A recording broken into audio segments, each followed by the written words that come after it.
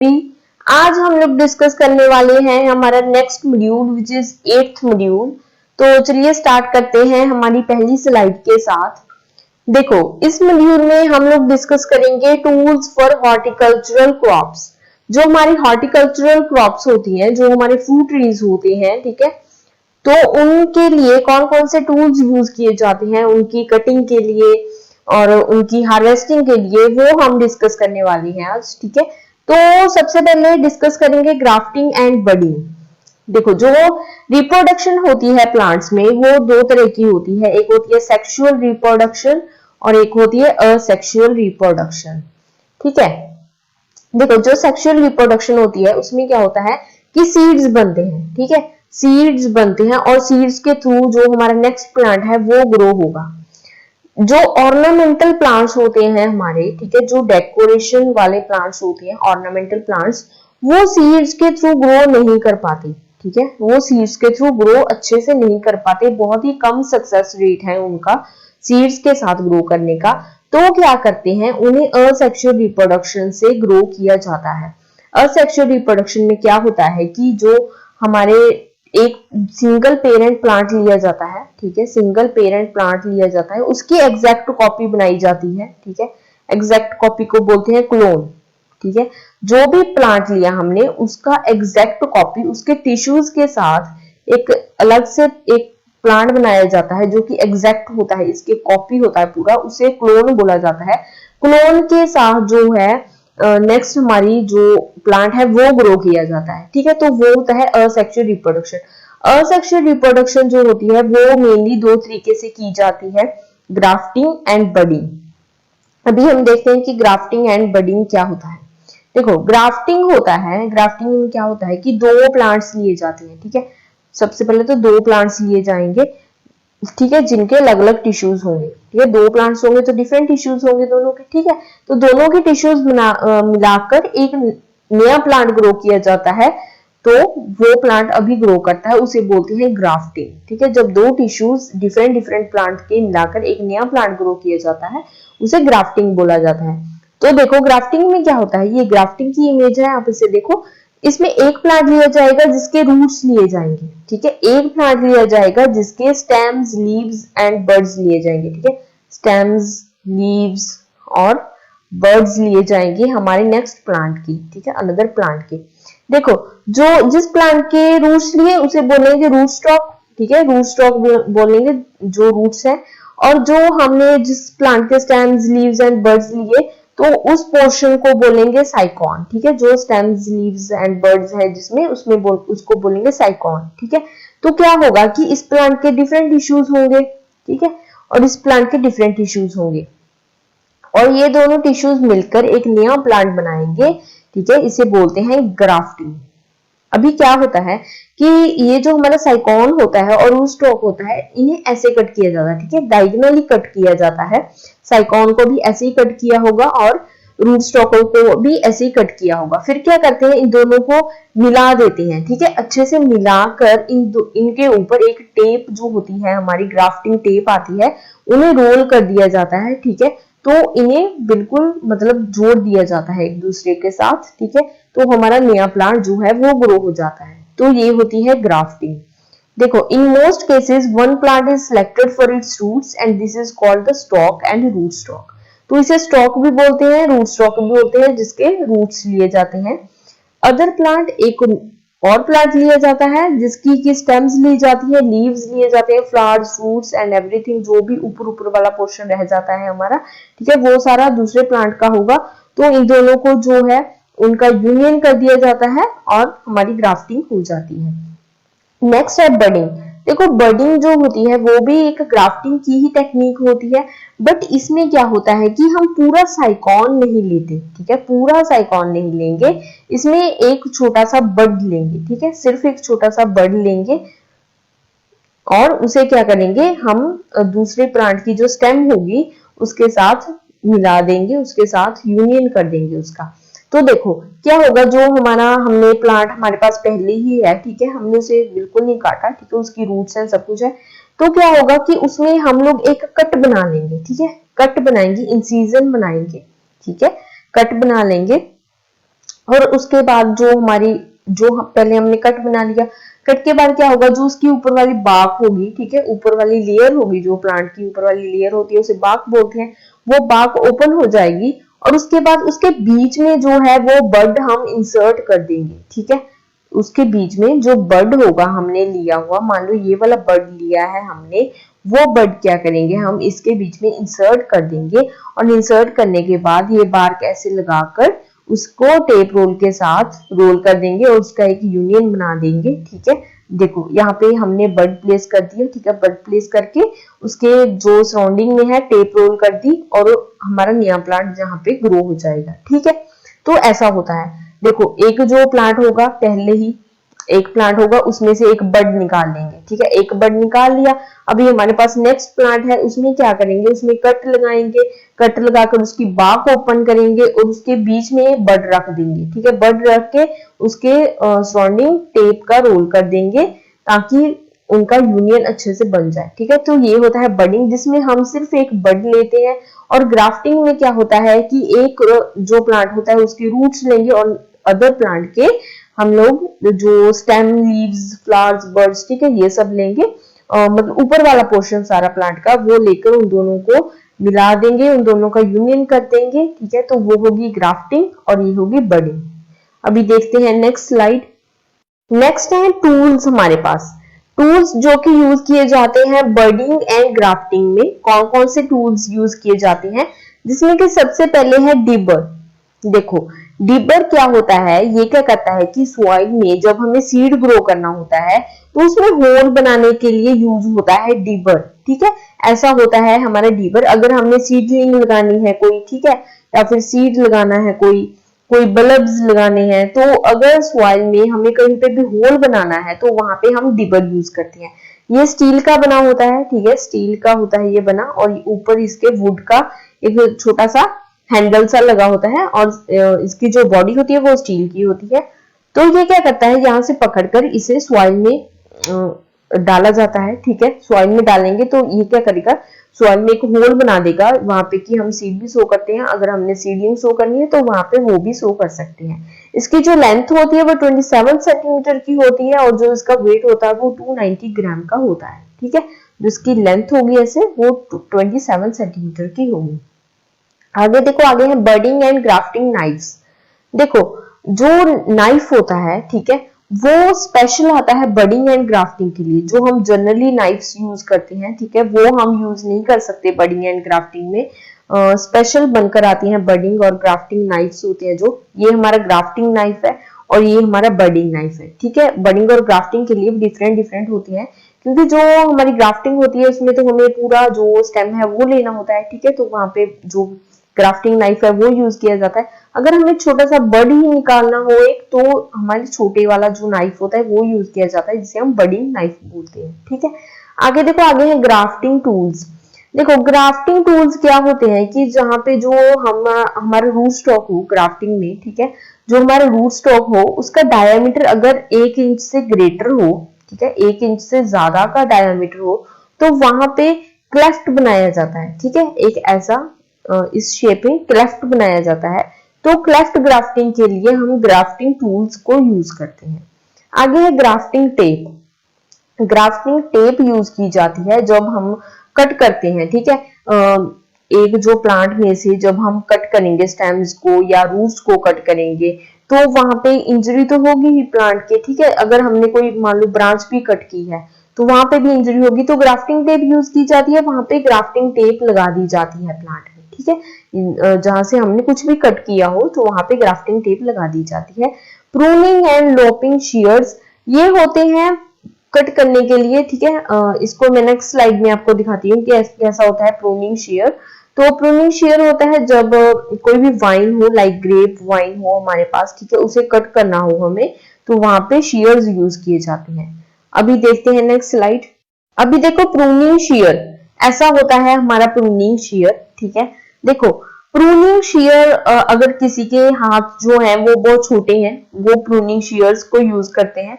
और हमने अगर यंग जो हमारे प्लांट्स हैं, ठीक है, यंग प्लांट्स में हमें कटिंग करनी है, ठीक है। देखो प्रूनिंग क्या होता है, प्रूनिंग होता है कि जो भी हमारी डेड ब्रांचेस होती हैं या फिर जो भी कोई हमारी डेड ब्रांच आ गई या फिर कोई भी अनवांटेड ब्रांच है हमारे पास, जब उसे कट करते हैं, ठीक है, ताकि हमारे जो प्लांट की ग्रोथ है वो अच्छे से हो सके।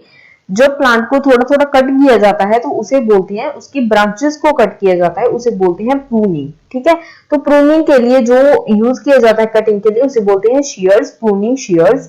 तो अगर यंग प्लांट है उसकी थोड़ी थोड़ी कटिंग करनी है उसकी ब्रांचेस की, तो उसे बोलते हैं प्रूनिंग शीयर। ठीक है, recommended cutting capacity up to 2 centimeter, length 18 centimeter होती है और वेट इसका होता है 200 ग्राम का इसका वेट होता है। ठीक है, तो ये होता है प्रूनिंग शीयर। आगे है फोल्डिंग प्रूनिंग सॉ। तो ये होता है फोल्डिंग प्रूनिंग सॉ। तो इसे यूज किया जाता है अगर हमें थोड़े से जो प्लांट्स हैं हमारे वो यंग नहीं है, वो बड़े प्लांट्स हैं हमारे, पूरे ग्रो कर चुके हैं। ठीक है, तो वहां पे हमें प्रूनिंग सॉ यूज किया जाता है।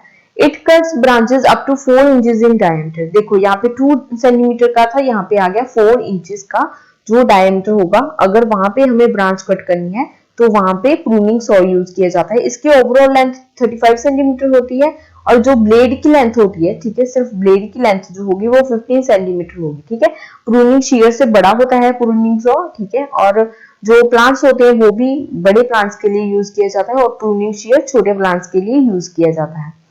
आगे देखो, आगे है ग्राफ्टिंग टेप। ग्राफ्टिंग टेप क्या होता है कि जो ग्राफ्टिंग टेप होता है हमारा वो यूज किया जाता है अगर, मैंने आपको पहले ही बताया कि अगर कोई प्लांट में इंजरी हो जाए या जहां से हमने ब्रांचेस कट की हैं, ठीक है, ग्राफ्टिंग के लिए या फिर बडिंग के लिए, तो वहां पे हम क्या करते हैं, ग्राफ्टिंग टेप लगा देते हैं। ठीक है, जो इसकी विड्थ होती है, ठीक है, जो ये वाइड होगा वो होगा 5 फीट 8 इंचेस का और लेंथ इसकी कितनी होगी 328 फीट ये लंबा होगा। ठीक है, जो ग्राफ्टिंग टेप होगा।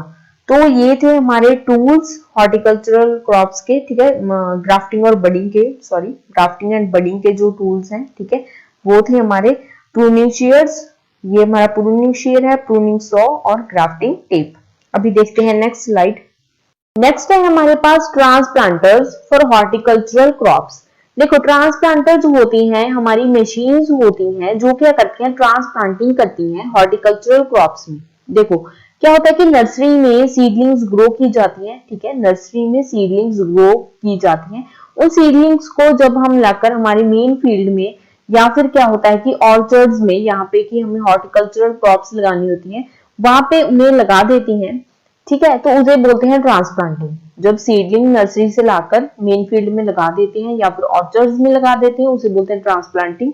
और जो मशीन्स यूज की जाती हैं उन्हें बोलते हैं ट्रांसप्लांटर्स। ठीक है, नेक्स्ट देखो, जो हमारे वेजिटेबल्स होते हैं, ठीक है, जो हमारी सब्जियां होती हैं, जब हमें वेजिटेबल क्रॉप को ग्रो करना होता है तो ट्रांसप्लांटिंग किन किन क्रॉप्स में इजीली हो जाती है, किन किन में डिफिकल्ट लेवल पे होती है। ठीक है, किन किन में ट्रांसप्लांटिंग जो होती है वो हमारी डिफिकल्ट होती है, तो वो इस टेबल में हम देखते हैं। ठीक है, देखो, इजी टू ट्रांसप्लांट, कौन कौन सी वेजिटेबल्स ऐसी हैं, कौन कौन सी वेजिटेबल क्रॉप्स ऐसी हैं जो कि इजीली हो जाती हैं ट्रांसप्लांट। ठीक है, उनके सीडलिंग्स लाओ नर्सरी में से और अपने फील्ड में लगा लो। ठीक है, वो इजीली ट्रांसप्लांट हो जाते हैं। तो कौन कौन सी हैं वो crops, broccoli, brussels, cabbage, tomato and lettuce.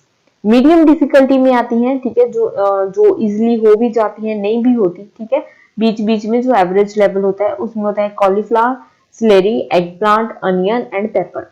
Difficult to transplant, जो बहुत ही डिफिकल्ट होते हैं ट्रांसप्लांट करने के लिए, इसमें जो सक्सेस रेट होता है, अगर ट्रांसप्लांट कर भी लो, सक्सेस रेट बहुत ही कम होता है। ठीक है, बहुत ही कम।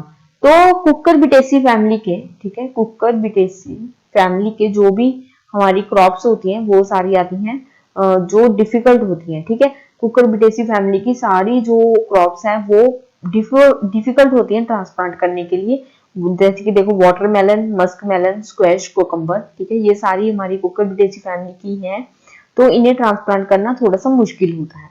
तो ये आपको लर्न करनी है सारे। ठीक है, देखो, डिफिकल्ट में तो आप याद रख लेना कि कुकर बिटेसी फैमिली में जो भी आएंगे, watermelon, musk melon, squash, cucumber. ठीक है, तो वो सारे डिफिकल्ट में आएंगे। मीडियम में आएंगे cauliflower, celery, eggplant, onion, pepper. ठीक है, और जो इजीली आएंगे वो आएंगे broccoli, brussels, cabbage, tomato and lettuce. ठीक है, तो अभी देखते हैं नेक्स्ट स्लाइड।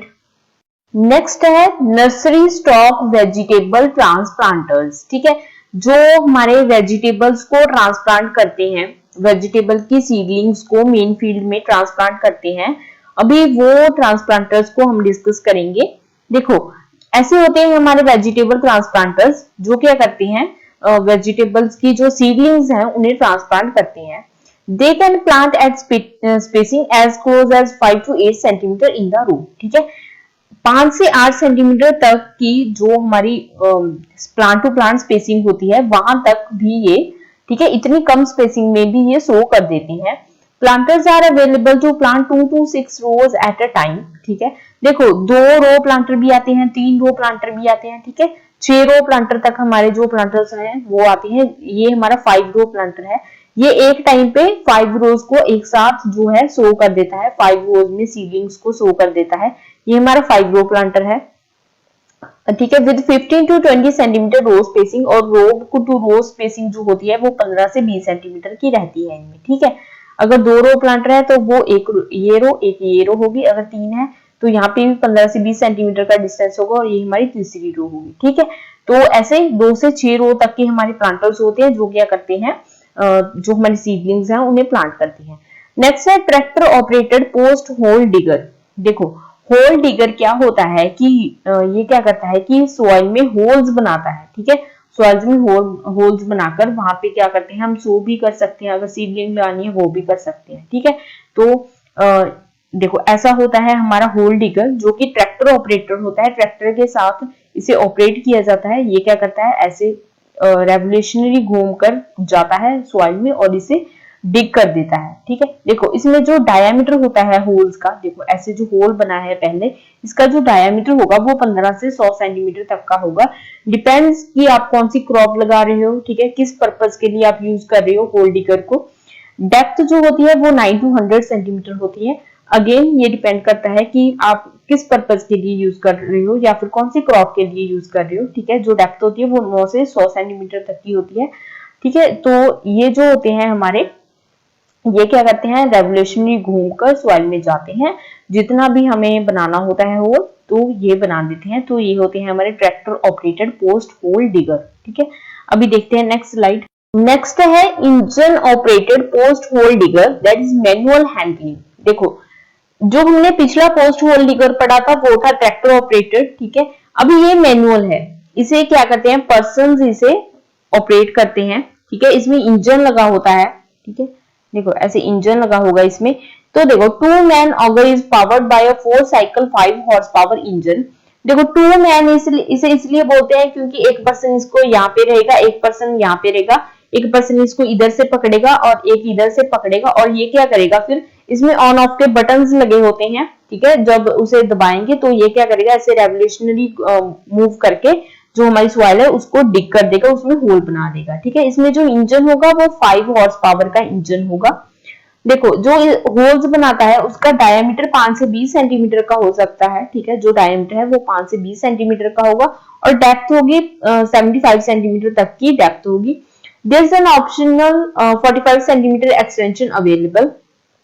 ऑप्शनल होता है 45 सेंटीमीटर की, अगर आपको नेक्स्ट 45 सेंटीमीटर भी आगे होल करना है तो नेक्स्ट 45 सेंटीमीटर भी कर सकते हो। तो ये ऑप्शनल होता है, अगर करना है तो वो भी अवेलेबल रहता है। तो ये होता है हमारा इंजन ऑपरेटेड, जिसमें इंजन लगा होता है और 2 पर्सन इसे ऑपरेट करते हैं। ठीक है, दोनों साइड से। तो ये क्या करेगा, सॉइल में होल बनाएगा। ठीक है, तो ये था हमारा engine operated post hole digger. भी देखते हैं नेक्स्ट स्लाइड।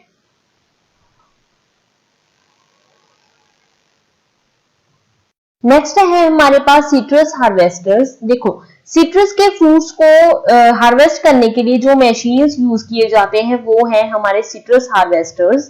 ठीक है, अगर मैन्युअली बात करें तो हमें बहुत ही ज्यादा टाइम कंज्यूमिंग मेथड होता है। मैन्युअली अगर करें तो आउटपुट भी हमें उतना नहीं मिलता जितना हमें हार्वेस्टर्स के साथ मिलता है। तो चलिए डिस्कस करते हैं। 2 types of mechanical harvesters are being used today for harvesting citrus. आज के टाइम पे 2 तरह के मैकेनिकल हार्वेस्टर्स हैं जो यूज किए जाते हैं। एक है कंटिन्यूअस कैनोपी शेक सिस्टम और एक है ट्रंक शेक सिस्टम। ठीक है, देखो कंटिन्यूअस कैनोपी शेक सिस्टम हमारा ऐसा होता है। ठीक है, और जो हमारा ट्रंक शेक सिस्टम है वो ऐसा होता है हमारा, ठीक है। देखो देखो जो शेक सिस्टम्स होते हैं हमारे, ठीक है, अगर हार्वेस्टर्स की बात करें तो उसमें क्या होता है कि एक ऐसे रॉड्स लगे होते हैं जिन्हें हम टाइन्स भी बोलते हैं, ठीक है। रॉड्स लगे होंगे जिन्हें हम टाइन्स भी बोलेंगे, इसमें इधर साइड लगे होंगे। वो क्या करेंगे, वो हमारी जो फ्रूट ट्रीज हैं, ठीक है, उनके अंदर जाएंगे, ठीक है, यहाँ पे कैनोपी में जाएंगे और क्या करेंगे, उन्हें शेक करेंगे। पूरा शेक करने के बाद जो भी हमारे फ्रूट्स हैं वो नीचे गिर पड़ेंगे, ठीक है, और वहां से उन्हें कलेक्ट कर लिया जाता है। देखो कैनोपी होता है जो ये वाला पोर्शन है ना सारा ऊपर वाला, ये कैनोपी है, ठीक है। देखो ऐसे मान लो फ्रूट है एक, ठीक है, ट्री है, उसमें क्या होगा, स्टेम के ऊपर वाला पोर्शन जहाँ पे लीव्स होंगे पूरे, ठीक है, फ्रूट्स होंगे, लीव्स होंगे, तो वो सारे वाला पोर्शन जहां से हमें शेडो मिलता है वो कैनोपी होगा, ठीक है, वो होगा कैनोपी। तो ये क्या करेंगे, कॉन्टिन्यूस कैनोपी शेक सिस्टम में ये वाला जो होगा, इसमें क्या होगा कि ये जो होंगे रॉड्स होंगे, टाइन्स होंगे, ये अंदर जाएंगे, फ्रूट को शेक करेंगे अच्छे से, ठीक है, ट्री को पूरे को, कैनोपी को, और जो भी फ्रूट ट्रीज जो भी हमारे फ्रूट्स हैं वो क्या करेंगे, वो नीचे एक कैच फ्रेम लगा होता है इसमें, ठीक है, एक कैच फ्रेम लगा होगा, वहां पे वो कलेक्ट हो जाएंगे, ठीक है, कैच फ्रेम में कलेक्ट हो जाएंगे। जो हमारा ट्रंक शेक सिस्टम होता है वो कुछ इस तरीके का होता है। तो ये जो होता है हमारा, ये ट्रैक्टर ऑपरेटेड होता है, ठीक है। जो हमारे कैनोपी शेक सिस्टम है ये ट्रैक्टर ऑपरेटेड भी होता है और सेल्फ प्रोपेल्ड भी होता है, ठीक है, सेल्फ प्रोपेल्ड भी होगा ये और ट्रैक्टर ऑपरेटेड भी होगा, ठीक है। देखो जो ट्रंक शेक सिस्टम है वो इस तरीके का होगा। ये क्या करेगा, ये भी ट्री के अंदर जाएगा, उसे शेक करेगा, बट जो फ्रूट ट्रीज होंगे वो ग्राउंड पे गिरेंगे इसमें, ठीक है, जो फ्रूट ट्रीज होंगे वो ग्राउंड पे गिरेंगे और उन्हें मैन्युअली हमें कलेक्ट करना पड़ेगा, ठीक है। तो इसके लिए ये जो हमारा कैनोपी शेक सिस्टम होता है ये ज्यादा एफिशिएंट होता है as compare to trunk shake system, क्योंकि इसमें जो है हमें टाइम ज्यादा लगता है, क्योंकि हमें मैन्युअली कलेक्ट करना पड़ेगा। ये डिपेंड करेगा कि हमारे पास कितने पर्सन्स हैं फ्रूट को कलेक्ट करने के लिए। But continuous canopy shake system में क्या होगा, जो फ्रेम होगा हमारा, कैच फ्रेम होगा, उसमें सारे फ्रूट्स कलेक्ट हो जाएंगे, ठीक है। तो ये है हमारा सिट्रस हार्वेस्टर, जिसमें क्या होता है कि ऐसे ड्रम होता है, ड्रम के पास रॉड्स लगे होते हैं जिन्हें हम टाइन्स बोलते हैं। वो क्या करेंगे, वो अंदर जाएंगे, जब हम इसे ऑपरेट करेंगे तो ड्रम मूव होगा और क्या होगा कि जो हमारा ट्री है वो शेक होना स्टार्ट हो जाएगा, उसमें जो भी फ्रूट्स लगे होंगे वो नीचे गिर पड़ेंगे। कैनोपी शेक सिस्टम में वो कैच फ्रेम पे गिरेंगे, ट्रंक शेक सिस्टम में वो ग्राउंड पे गिरेंगे, जिन्हें हम मैन्युअली कलेक्ट कर लेंगे, ठीक है। अभी देखो जो ट्री है उसकी जो हाइट है वो 18 फीट ही होनी चाहिए, ठीक है, ये कंपल्सरी होता है। 18 फीट से ज्यादा ये काम नहीं कर पाएगा, ठीक है, 18 फीट तक की इसकी हाइट होती है। अगर फ्रूट हमारा 18 फीट तक है तो वहां पे ये काम करेगा, ठीक है। अभी देखते हैं नेक्स्ट स्लाइड।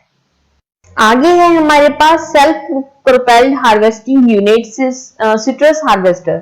सेल्फ प्रोपेल्ड जो सिट्रस हार्वेस्टर है वो कैसा होता है, कैसे काम करता है, अभी आप ये देख लो। देखो जो हमारा सिट्रस हार्वेस्टर सेल्फ प्रोपेल्ड होते हैं, ठीक है, एक तो इन्हें किसी अदर इक्विपमेंट की जरूरत नहीं होती, ठीक है, ये खुद ब खुद काम करेंगे और ये पेयर्स में होते हैं, ठीक है, पेयर्स में होंगे, ये दो इकट्ठे काम करेंगे, ठीक है। देखो the paired units travel down the tree row at ground speeds that can vary from 0.5 to 1.3 miles per hour। एक घंटे में ये 0.5 to 1.3 miles कवर करते हैं, thus allowing 200 to 400 trees per hour to be harvested। ये एक घंटे में 200 से 400 ट्रीज जो हैं उन्हें हार्वेस्ट कर देते हैं, ठीक है। The God type trucks are similar to a conventional harvesting God but slightly larger with a capacity between 130 to 150 boxes।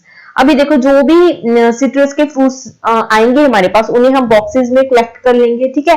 अभी बॉक्सेस में कलेक्ट करने के बाद उन्हें एक ट्रक में रखते हैं, ठीक है, ट्रक में क्या करते हैं, उन्हें लोड कर देते हैं ट्रक को उन बॉक्सेस के साथ, तो उन्हें बोलते हैं गॉड टाइप ट्रक्स, ठीक है, जिनमें क्या होता है, हमारे हार्वेस्टेड जो हमारे फ्रूट्स होते हैं वो रखते हैं, ठीक है, हम बोलते हैं गॉड टाइप ट्रक्स। तो 130 टू 150 बॉक्सेस वाले गॉड टाइप ट्रक्स होते हैं हमारे पास यहाँ पे, ठीक है। Tree topping height should not exceed 16 to 18 feet and trees should have canopy width from tree trunk to the outer canopy of 6.5 to 8 feet। देखो ट्री की जो हाइट होती है, ठीक है, जो ट्री की हाइट होगी, ट्री की टॉपिंग की हाइट वो 18 फीट से ज्यादा नहीं होनी चाहिए, क्योंकि ये 18 फीट तक ही काम कर सकते हैं। और उसके बाद जो उसकी विड्थ होनी चाहिए, ठीक है, ट्री की कैनोपी की विड्थ होनी चाहिए वो 6.5 से 8 फीट तक की उसकी विड्थ होनी चाहिए, ठीक है। अभी नेक्स्ट देखो Under growth conditions outlined above, continuous shake and catch system typically deliver 90 to 95% of the available fruit to semi-trailer. With gleaning produce, total fruit recovery approaches 98%. देखो इसमें क्या होता है, ये बहुत ही एफिशिएंट होता है, ठीक है, बहुत ही एफिशिएंट होता है, क्योंकि इसमें क्या होता है 90 टू 95% जो होते हैं फ्रूट्स वो हमारे कलेक्ट हो ही जाते हैं, ठीक है, 90 से 95% तक के फ्रूट्स हमारे कलेक्ट हो जाएंगे और उसके बाद जो फ्रूट रिकवरी के लिए भेजा जाएगा, ठीक है, जो फ्रूट रिकवरी होती है उसमें क्या होता है कि जो डैमेज होते हैं फ्रूट्स, ठीक है, वो बाहर निकाल दी जाती हैं, जो फ्रूट जब नीचे गिरने के साथ फट जाता है थोड़ा सा उसे भी बाहर निकाल दिया जाता है। तो रिकवरी में भी 98% तक जो हमारे फ्रूट्स हैं वो हमें सही सलामत एक अच्छी कंडीशन में मिल जाते हैं, ठीक है, तो बहुत ही एफिशिएंट होता है जिसमें 98% हमारे फ्रूट्स हमें मिल जाते हैं। आगे देखो, a self propelled continuous canopy shake and catch system uses a crew of 6 workers. देखो जो हमारा सेल्फ प्रोपेल्ड शेक सिस्टम होता है उसमें 6 वर्कर्स काम करते हैं, उसमें 2 हार्वेस्टर्स होते हैं, ठीक है, 2 हार्वेस्टर ऑपरेटर्स। देखो मैंने आपको बोला ना कि ये पेयर्स में होते हैं, देखो ऐसे ये पेयर्स में होंगे, तो एक इसके पास होगा वर्कर, एक इसके पास होगा, एक इसे ऑपरेट करेगा, एक इसे ऑपरेट करेगा, ठीक है, तो 2 तो यही हो गए। और 4 गॉड ड्राइवर्स, गॉड ड्राइवर्स हमें जरूर चाहिए होंगे, क्योंकि जो हमारे कैनोपी सिस्टम में होता है कि जो फ्रूट्स हमारे गिरे वो कैच फ्रेम पे गिरेंगे, ठीक है, इसमें कैच सिस्टम होता है, कैच फ्रेम पे गिरेंगे। अभी उन फ्रूट्स को बॉक्सेस में कलेक्ट करके जो हमारे ट्रक्स होते हैं, ठीक है, उनमें डाला जाता है। तो 4 गॉड ड्राइवर्स चाहिए जो क्या करेंगे, उन जो हार्वेस्टेड फ्रूट्स हैं उन्हें कलेक्ट करेंगे, ठीक है। Overall harvest labour productivity improves from 5 to 10 times over a hand crew, ठीक है। देखो जो हमारा ट्रंक शेक सिस्टम होता है उसमें ग्राउंड पे गिरते हैं, वहां पे हमें मैन्युअली जरूरत पड़ेगी, ठीक है, हैंड क्रू की जरूरत पड़ेगी जो क्या करेंगे ग्राउंड में से कलेक्ट करेंगे फ्रूट्स को। तो इसमें 5 से 10 टाइम जो है हमारी लेबर कम हो जाती है, ठीक है। तो उसमें तो कितने मेंबर हमें चाहिए होंगे फ्रूट को कलेक्ट करने के लिए, इसे हमें कोई मेंबर नहीं चाहिए होगा, क्योंकि ये क्या करेगा, ये इसका अपना ही फ्रेम होगा, ठीक है, वहां से सारे जो फ्रूट्स है वो कलेक्ट हो जाएंगे, ठीक है, depending on the grow conditions and equipment down time, ठीक है। तो देखो जो हमारा self propelled continuous canopy shake and catch system है, इसमें 6 वर्कर्स होंगे, ठीक है, 2 होंगे जो हार्वेस्ट को ऑपरेट करेंगे और 4 होंगे drivers, God drivers. God drivers होते हैं ट्रक ड्राइवर्स जिसमें क्या करते हैं हम हार्वेस्टेड फ्रूट्स को कलेक्ट करते हैं, ठीक है। तो ये था हमारा सेल्फ। अभी देखते हैं नेक्स्ट है हमारे पास tractor drawn canopy shake system citrus harvester. तो ये है हमारा tractor drawn canopy shake system, ठीक है, जो क्या करता है ट्रैक्टर के साथ ही से ऑपरेट किया जाता है। देखो ये हमारा ट्रैक्टर है, इसके साथ जो हमारा कैनोपी शेक सिस्टम है इसे लगाया गया है, ठीक है। तो ये क्या करेगा, इसमें रॉड्स लगे होंगे ऐसे, ठीक है, रॉड्स लगे होंगे, ये क्या करेंगे कैनोपी में जाएंगे और यहाँ पे जाकर उस कैनोपी को शेक करेंगे और जो फ्रूट्स हैं वो हमारे नीचे गिर जाएंगे। देखो ऐसे काम कर रहा है ये, ठीक है, ऐसे पीछे इसके फ्रूट्स में जाकर ये उन्हें शेक कर रहा है। देखो the harvester can travel between 1.5 and 1 mile per hour, 1 घंटे में ये 1.5 and 1 mile कवर कर लेता है and have the capacity to harvest between 100 to 200 trees per hour. देखो जो हमारा पिछला था जो सेल्फ प्रोपेल्ड था वो 200 से 400 ट्रीज 1 घंटे में कवर करता था, ये 100 से 200 करेगा, ठीक है, उससे आधा बिल्कुल। The above system can reduce harvesting cost by 20 to 40 cents per box, ठीक है। तो ये जो हार्वेस्टिंग कॉस्ट है उसे 20 से 40 सेंट्स रिड्यूस कर देते हैं, ठीक है। तो ये है हमारा tractor drawn canopy shake system, ठीक है। तो ये थे हमारे जो भी हमारे कैनोपी शेक सिस्टम है, सिट्रस हार्वेस्टर्स हैं, ठीक है। तो ये हमने डिस्कस किए सिट्रस हार्वेस्टर्स। अभी चलते हैं नेक्स्ट स्लाइड पर। नेक्स्ट है हमारे पास ट्रैक्टर ऑपरेटेड टर्मेरिक हार्वेस्टर। देखो टर्मेरिक के जो हमारी जब हम टर्मेरिक को ग्रो करते हैं, ठीक है, जब वो ग्रो हो जाती है तो उसके राइजोम्स होते हैं सॉइल में, ठीक है। देखो जैसे कि पोटैटो की ट्यूबर्स होते हैं वैसे ही टर्मेरिक को राइजोम्स बोलते हैं, ठीक है, जिन्हें हम यूज करते हैं खाने में हमने, ठीक है। तो खाने में हम पाउडर यूज करते हैं टर्मेरिक का, तो टर्मेरिक का पाउडर कहां से बनता है, टर्मेरिक के राइजोम से बनता है, ठीक है।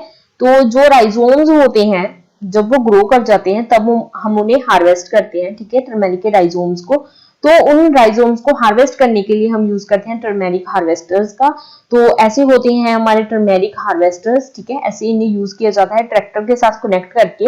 देखो क्या होता है कि the blade is fixed at an inclination of 20 degree, इसमें एक ब्लेड लगा होता है जो कि 20 डिग्री के एंगल पे होता है, टू अ कल्टीवेटर फ्रेम, जो कल्टीवेटर फ्रेम होता है उसके, with straight tines at both ends for easy penetration into the soil, ठीक है, जो टाइन्स लगे होते हैं इसमें, ठीक है, टाइन्स लगे होंगे। ये क्यों लगे होंगे? ताकि जो सॉइल में इजीली पेनिट्रेट कर सके हमारा हार्वेस्टर, ठीक है। फील्ड कैपेसिटी इसकी होती है एक दिन में 1.6 हेक्टेयर कवर करता है, ठीक है। देखो ये 70% जो है हमारी कॉस्ट सेव करता है और 90% हमारा टाइम सेव करता है as compare to manual digging. अगर हमारे पास कोई एरिया है, अगर मैन्युअली वहां पे राइजोम्स को हार्वेस्ट किया जा रहा है, तो उसके कंपैरिजन ये 70% तो हमारी कॉस्ट को सेव करेगा और 90% हमारे टाइम को भी सेव करता है, ठीक है। Extent of damage cause to rhizomes is very much less. देखो जो हमारे राइजोम्स होते हैं जब उन्हें हार्वेस्ट करते हैं तो उनमें थोड़ा सा बहुत ही इंजरी हो सकती है, थोड़ा बहुत डैमेज हो सकता है, तो वो बहुत ही कम होता है अगर हम हार्वेस्टर की बात करें, ठीक है, ओनली 2.83%, जो कि बहुत ही कम है, ठीक है। अगर मैन्युअली की बात करें तो वहां पे जो डैमेज होता है वो काफी ज्यादा होता है, ठीक है। The under rhizomes left in the field is minimum. कभी कभार क्या होता है कि राइजोम्स सॉइल के नीचे, काफी नीचे होते हैं, वो अनडग रह जाते हैं, ठीक है, उन्हें डग नहीं कर पाते, तो वो बहुत ही कम होता है हार्वेस्टर के केस में, ठीक है, बहुत ही कम 2.42% ही होता है जस्ट, ठीक है। ऑलमोस्ट सारे के सारे जो राइजोम्स है ये उन्हें डग कर लेता है, ठीक है। तो ये था हमारा टर्मेरिक हार्वेस्टर जो क्या करता है, टर्मेरिक के राइजोम्स को सॉइल में से हार्वेस्ट करता है। अभी देखते हैं नेक्स्ट स्लाइड। नेक्स्ट है power tiller operated potato digger, ठीक है। पोटैटो डिगर होता है जो पोटैटो को डिग करता है सॉइल में से, ठीक है, वो होता है पोटैटो डिगर, जो पावर टिलर के साथ ऑपरेट किए जाते हैं। पोटैटो डिगर, अभी उनकी बात करेंगे। देखो ऐसे होते हैं हमारे power tiller operated potato digger. देखो ये हमारा पावर टिलर हो गया और पावर टिलर के साथ पोटैटो डिगर कनेक्ट करके इसे यूज किया जाता है, ठीक है। ये हमारा पावर टिलर है और पावर टिलर के साथ ऐसे नीचे पोटैटो डिगर को कनेक्ट करके यूज किया जाता है। The depth can be adjusted to set the depth up to 30 centimeter, ठीक है। 30 सेंटीमीटर तक की हम कोई भी जो हमारी डेप्थ है उसे एडजस्ट कर सकते हैं, बट मैक्सिमम 30 सेंटीमीटर ही कर सकते हैं। फील्ड कैपेसिटी आपको याद रखनी है, एक दिन में 0.4 हेक्टेयर कवर करता है हमारा power tiller operated potato digger, ठीक है। देखो कभी कभार जो एरिया होता है वो कम होता है, ठीक है, वहां पे पोटैटो डिगर जो पावर टिलर ऑपरेटेड होता है वो यूज कर सकते हैं या फिर हिल्स में इसे यूज कर सकते हैं, बट जो बड़े लेवल का होता है उसमें हम tractor operated potato digger use करते हैं, ठीक है। देखो digging with power tiller drawn potato digger results in 47.7% of saving in cost and 68% of saving in time when compare to manual digging. अगर हम मैनुअली डिगिंग से इसे कंपेयर करें, ठीक है, अगर स्मॉल एरिया है हमारे पास, ठीक है, वहां पे मैनुअली भी कर सकते हैं और पावर टिलर से भी कर सकते हैं। अगर मैनुअल से इसे कंपेयर किया जाए तो ये 47.7% तो कॉस्ट की सेविंग करता है, ठीक है, हमारे पास जो भी कॉस्ट आती है उसका 47.7% सेव करता है और टाइम में 68% टाइम भी हमारा सेव करता है, ठीक है। तो ये था हमारा power tiller operated potato digger. ये क्या करता है, ये सॉइल में जाता है, ठीक है, सॉइल में जाकर क्या करता है, सॉइल को पेनिट्रेट करेगा, वहां से जो भी हमारे पोटैटो होते हैं वहां उन्हें कलेक्ट करेगा सॉइल में से, ठीक है। तो ऐसा होता है हमारा power tiller operated potato digger. तो ये था हमारा आज का मॉड्यूल। Thank you.